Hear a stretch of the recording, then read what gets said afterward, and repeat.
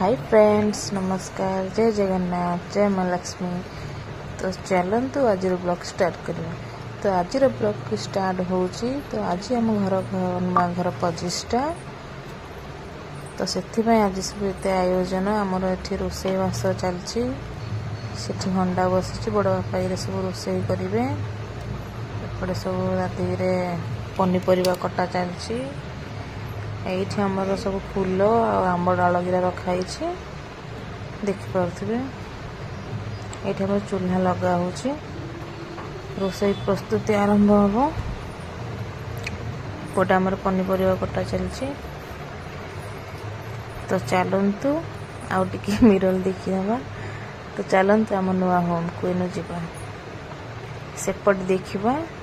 तो कौन सब चलती सेपट नना भी आसी सारे। नाना भी आसी सारे सेपटे होम निया हम होम यज्ञ। तो चलतु जीवा। यहाँ हूँ आमर मेन गेट, आम दांडकर मेन गेट। ये मुझे बसी एपटे देखते नाना भी आसिक होम यज्ञ कले।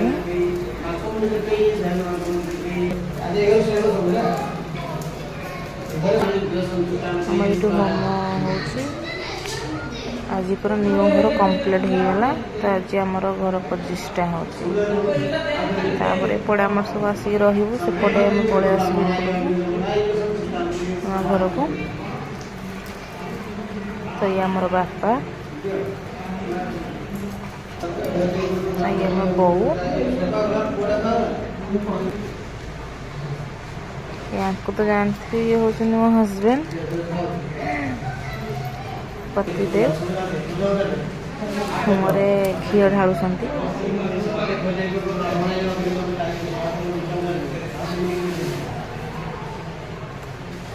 मु भी ढाली किंतु मोर वीडियो की करिवो। मु तो सब कैमरा पछरे ही थाए। मु कैमरा पछरे थी तो मु ढालिबार शूट हेनी।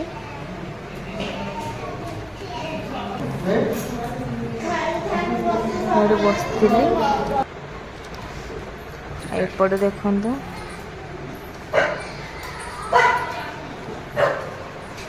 पुणी थर चलो जीवा देखा एपटे कौन सब रोषे हो सारे। एपटे रेडी हो गला कानिका, डालमा, खट्टा, खीरी सब रेडी हो गला। तो ये सब साइड सब आसवे